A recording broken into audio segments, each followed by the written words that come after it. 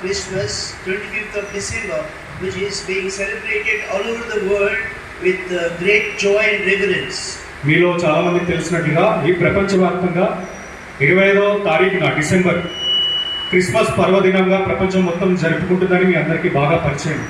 There are so many verses in the Holy Bible that explains about the purpose for which the Lord Jesus Christ came into this world. పరిశుద్ధమైన Bible గ్రంథంలో ప్రభువైన యేసుక్రీస్తు ప్రభు ఈ లోకానికి ఎందుకు వచ్చాడని అనేక వచనాలు పరిశుద్ధమైన బైబిల్ గ్రంథంలో లిఖించడం జరిగింది.